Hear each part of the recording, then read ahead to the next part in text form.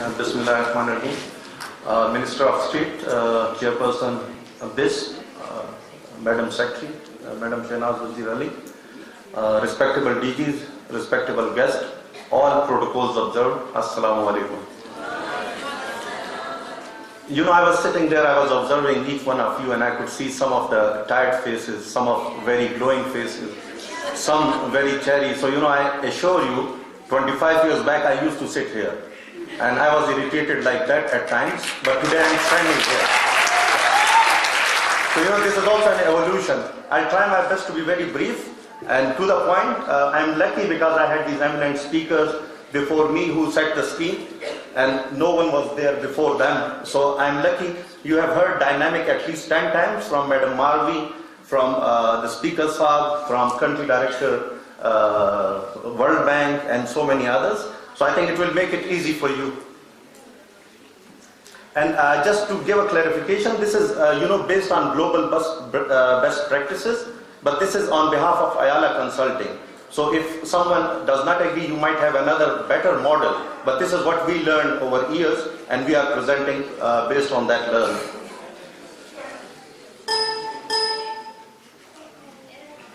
Okay, so I tried to make it very simple for you. It has only 4 portions. Once I'll try to understand along with you what dynamic registry means, then what are the global best practices, how we can move toward that in Pakistan, and then the way forward. So I'm not going to you know, make it lengthy. Later on, if you have questions, answers, you can ask here or you can ask later on. So, you know, like we have 3 basic ingredients of a dynamic registry. A simple registry could be the data bank of you all, which has information about you, what is your name, what is your father name, what is your CNIC number, things like that. But then if the same registry is integrated to different programs, I won't go to Brazil, Mexico or Colombia, but in Pakistan, like we have Zakat program, we have the Pakistan Baitul Mal, we have, you know, the electricity subsidy, we have utility stores. So if the same registry is integrated to all these programs, and instead of having their own targeting system, which the DG Saab, Mansoor and so many others talked about, the system that how you identify the most right holders for such programs, then in that case, it will be called integrated registry or integrated system. And later on, if the same system is regularly updated, you know, if you update it regularly, because today you have a birth of a child, you have moved your house, you have graduated, there is some shock. If all these information is available into that, then it is called dynamic. You know, we don't need to wait for 5 years. Today there might be a crisis, someone may fall down, there will be like someone who was going very well but had a tragedy, and then now they need some kind of assistance. So that person, in case they want to get benefit from BIS, they need to wait for another 5 years, which cannot take place in this time, you know. And let me tell you one more thing for your interest. You know, next 15 years, globally people will be talking about dynamic registry. So if you are looking for career, you know, next 15 years are there for you to learn it and then provide your services.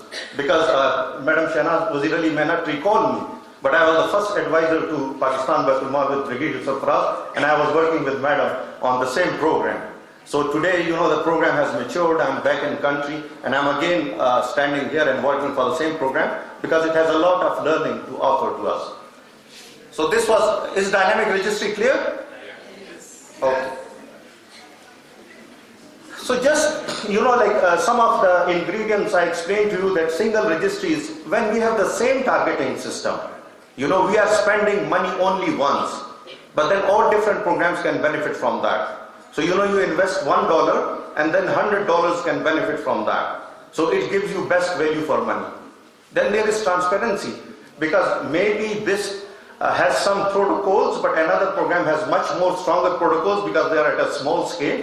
Then they can give you more learning. So with the same system, you know, you can learn more, you can improve it day by day. But if you have different systems, like Baitul Mal is using their own system, which is individual based, Zakat is using community based, but if you combine all, you will get the best ingredients of all those and then bring it here. Right? Similarly, you know, you can better plan, like Madam Marvi explained, if you have all this data, you know how many children are out of school, you know what are the major diseases in your country. In some cases, you know whether the schools are available in the same vicinity, how many youth are jobless. So it's not only for the poor people, it's also for the better planning. So it's much bigger than BISP. BISP is one of its program. But if you count just in Pakistan, you have Prime Minister Health Insurance Scheme, you have Pakistan Baitul Mal, you have utilities, you name it. And you know, we are the second largest philanthropist in the world. Ma'am, I am right? After US, now we are the second biggest. So you know, after US, we are the second biggest philanthropist, but no one knows about this, about Pakistan.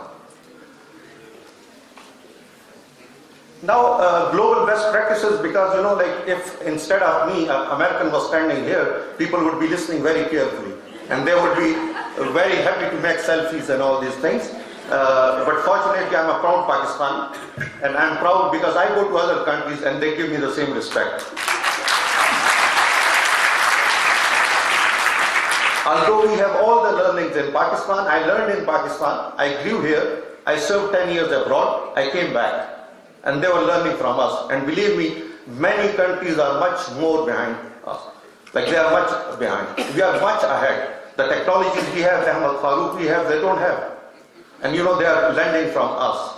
So even if we are young, like Usman Mubin, who is the chairperson, Nadra, during earthquake we used to work. And he started at a very junior, but now today he's the chairperson in just 10 years.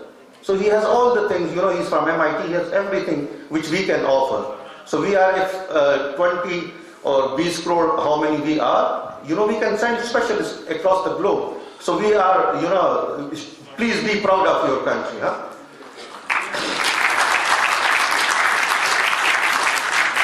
Now, you know what, 2007 we started with World Bank was not called National Socio Economic Registry, but these things I learned here, I implemented it in 3 countries globally. And today we are improving on that, right? But these are very small countries. It's a big achievement that in Pakistan we are working with 27 million and now we will go to more than that. It's a big, big achievement. Please be proud of that. So they say, as I explained, that these registries should be single, you know. They should provide the same information so to all these programs, so other programs do not waste their energies, the money, the scarce resources, and more resources should be brought to the development. Then as Madam Marvi mentioned, that MIS is the backbone. You know, all these things, like you are using WhatsApp or Facebook, and we know everyone on Facebook but not in our home. But these technologies are very important. So with use of those technologies, you know, you can do many things. You can save costs, you can ensure, like right now, Ahmed sitting here, he can trace the data entry operator who is sitting in, let's say even in Tata, because with the GSM technology, they tell you the GPS coordinates, they tell you how many forms are entered. So all this information is available on one click, right? And now sitting here, you are sending pictures here and there. So you know the technology has taken over. It needs to have a very strong technological basis. Now, you know, many people are criticizing BISP, that BISP is doling out money, they are not helping the poor. What change has it brought? Come on, you know, we are talking about poorest of the poor. We are talking about the most vulnerable people. We are talking of those who are dependent on social charity. If someone is dying of hunger, what you are providing is BISP. Sorry madam, it's less than 5% of their need. 95% they have earned on their own. So you want with miracles with 5%? It's not possible, but it is a, I call it ladder of poverty. You know, because those who are at the bottom, right? So there are, like we have globally and in RSPs, they have categorized them into 5 categories, right? Because even among poor, one is more poor. So that's why they have calculated marks. I'm going to explain it further, but one who is at bottom 1, if he one goes to bottom 2, it's an achievement. And we have made a lot of this achievement. It's proved from our impact evaluations. So it's not doling out money, okay? If someone asks you, it's not doling out of money, it is holding a hand, feed them, clothe them, bring them to the market to perform.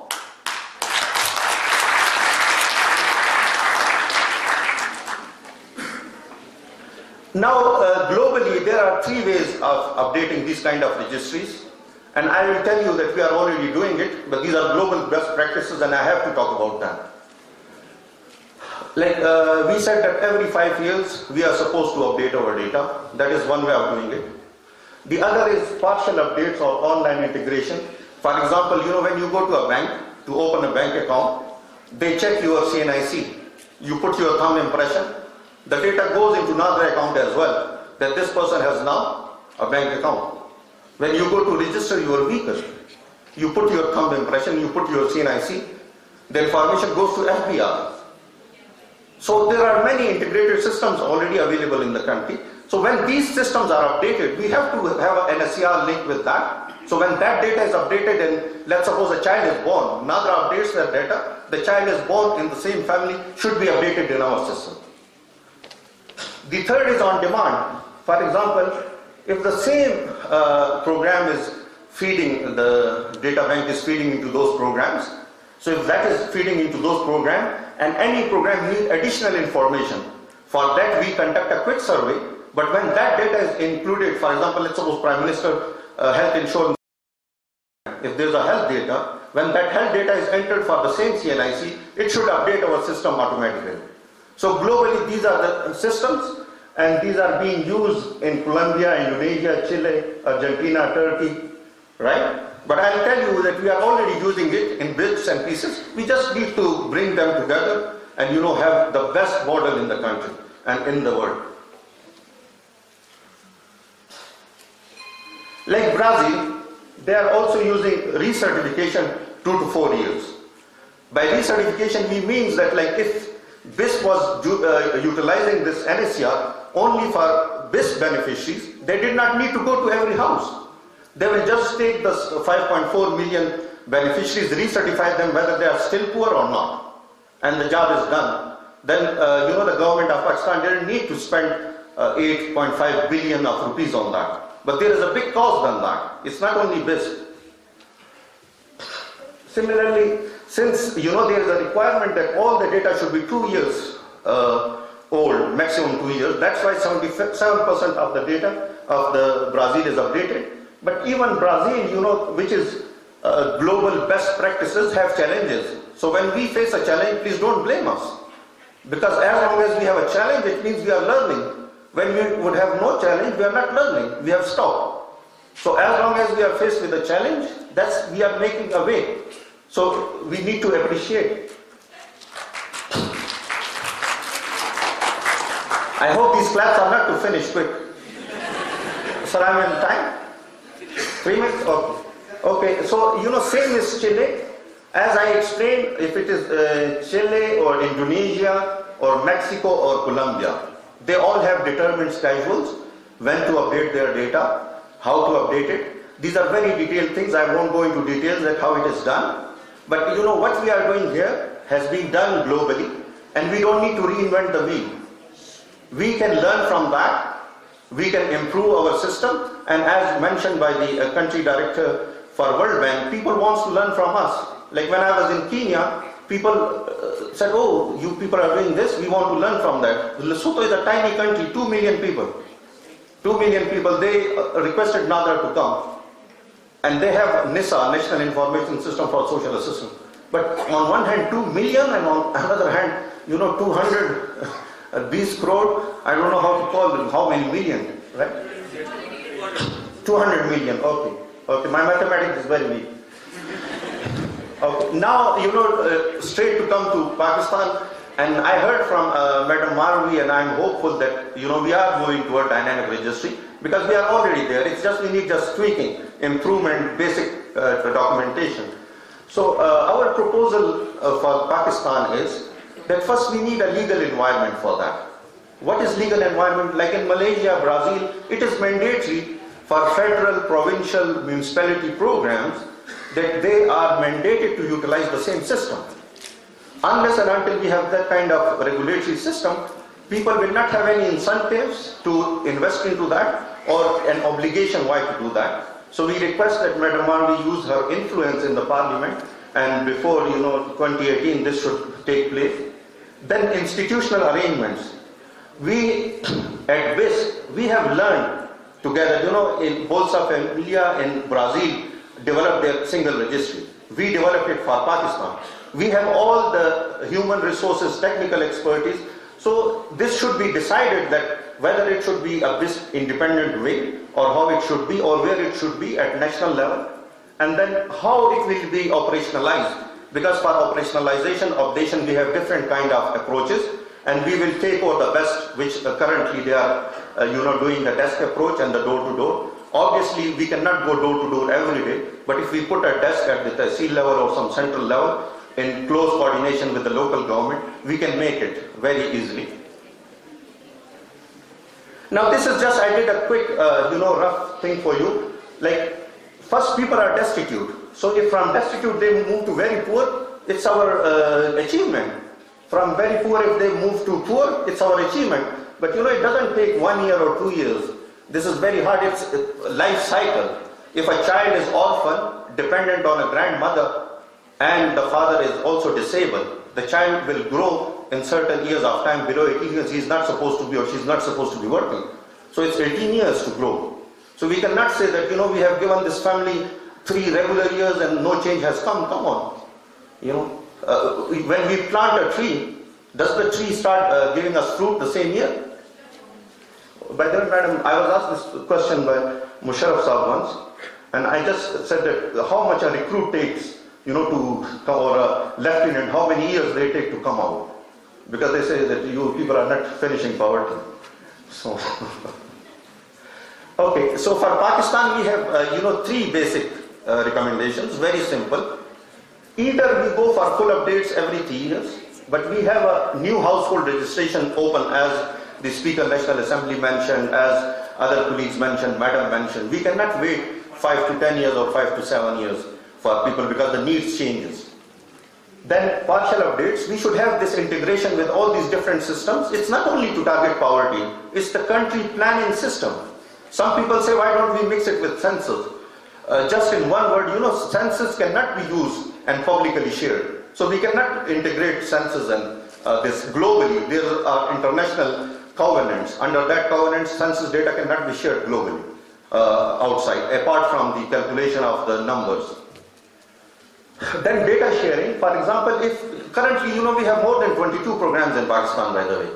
If all the 22 start using the same database and then start sharing the information, then automatically this will become the best program. Like in Malaysia, Mansoor, how many are using the same system? 160 programs are using the same system because it's mandatory. So way forward, I'm not going into more details, but technically we need to complete our technical design. We have Ahmed Farooq, we have his team available here. We have some experts in our team. Together we can do it, it's not an issue. But right now we need the guidelines, the manuals, that tomorrow when you come over and we are dead or we are somewhere else, then you know that, how the system was developed. It is open secret, not closed. Then when we disappear, the system disappears. So we have to have all the operation manuals, guidelines, software, everything available with us. The communication strategy, madam, first time got the opportunity in 2 years to speak to you. I would request you, madam, publicly, I would request you that, we are giving 117 billion every year, but we are not spending 0.05 billion on communication. I went to all your districts, and the major loss we are making on payments or anything, whatever international system of payment you bring, whatever better than I, unless the poor lady is empowered, that she know her right. We call them beneficiaries. I don't call them, they are right holders.